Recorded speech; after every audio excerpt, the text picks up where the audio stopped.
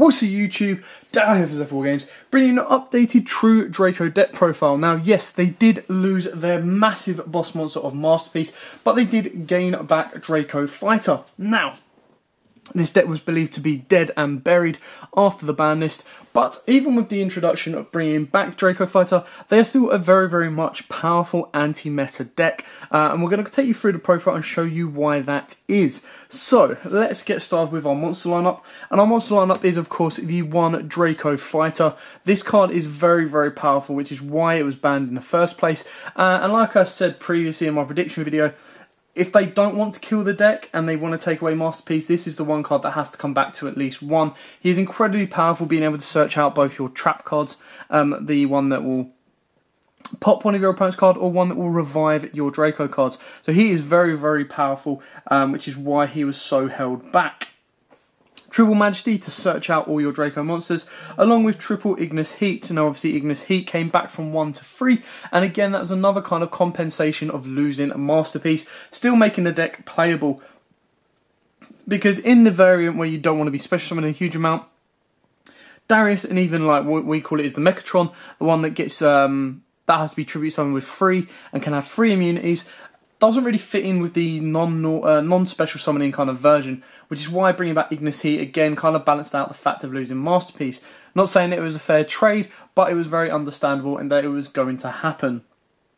And then of course we play 3 of the main troublemaker, and that is Amanawato. Because you have the ability to give yourself as many additional normal summons as you possibly can within this deck, Amanawato is not really that much of a negation or a neg by normal summoning it, and the fact that it turns off your opponent's hand traps and probably all your other opponent's monster effects means that you can run wild unopposed and get many a draws, many a full board, and just kind of beat your opponent down into submission. So that's it for the monster lineup. Again, not much different there. If you look at it this way, the 3 Masterpiece that you would normally play that have been taken out of this deck have just been replaced by those 3. The monster lineup is then pretty much similar. The spell lineup doesn't change a huge amount. You've got your 3 Dragonic Diagram and your 3 Terraformers to search it. I do like the idea of Domain, but that's probably more of a side deck touch, depending on how you want to play it. Of course, Domain does shut out your opponent from the extra deck, which is an incredibly powerful move, but for now, 3 and 3 works in this deck for me. And then we've got triple Card of Demise and double Pot of Duality. Even at 2, you still see Duality more than you need to see it, so I wouldn't cut it to 1, but 2 is more than enough.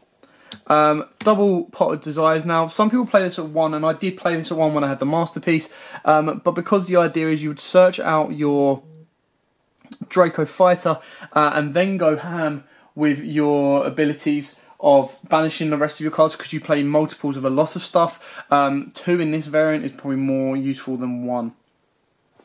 You get your 3 Heritage and 2 Disciples. The reason I play 2 Disciples is I play the 1 Monarch Stormforth as well. Disciples is less useful early game, but it's still incredibly powerful. There are a couple of times you're like, damn, I wish I had the 3rd one of this, but that's only if you've been dragged out longer than you should have been. So that's it for the spell lineup. Again, very straightforward and very simple. Now onto the trap lineup. Again, the trap lineup isn't as important as it once was with Masterpiece. They're still incredibly integral to the deck, but with Masterpiece you relied on having more continuous traps to make him immune by trap effects, whereas now you're actually using the traps for their out-and-out abilities. So you've got your 3 Apocalypse, incredibly powerful and now searchable with Draco Fighter. You've got your 2 Monarchs Erupt. I love this card. It's so powerful. The fact that, you know, if your opponent's going to get rid of your monster, you activate Erupt and then neg everything else, even if your monster leaves the field, is really powerful. There's no 1,000 life points cost, and it lingers on your board until you get out another Tribute Summon monster, or until the end of your next turn if you don't control a Tribute Summon monster. So if you feel that you're going to get rid of this, you tribute it off and bring out your monster. If you feel that you're going to be able to get a normal a Tribute Summon monster on board without losing this, again, you're shutting your opponent down with a continuous skill drain without affecting your Tribute Summon monsters. I then got 2 Anti-Spell. Now this can kind of be any kind of floodgate card that you feel you're going to need the most against the current meta. So the reason I've got Anti-Spell in there is because if Pendulums are still floating around, but of course with your Sky Strikers, or Brandish, however you want to call them now, are still around, if you go first, this can really, really slow them down, and then next turn you start popping off all their spells, going for the kill, and kind of really, really stall them out and hold them down. The exact same can be said about Rivalry of the Warlords. The best thing with Rivalry of the Warlords is you can't be Kaiju'd, because obviously you control worms, and of course the one thing that counteracts that is Amanawato because it's rock. Rivalry can be really, really painful for many decks out there right now, especially if they want to play the Nightmare engine and Gokis and stuff like that. So it can be very, very helpful, but it's a nice and easy side deck out against stuff like Autogeist, Sky Strikers and stuff like that. So again, these 4 cards are really dependent on what you feel you're going to be facing. You can put in stuff like Imperial Order, Imperial Iron Wall, or Infinite Impermanence as well. So you've got the options to switch them around should you want to.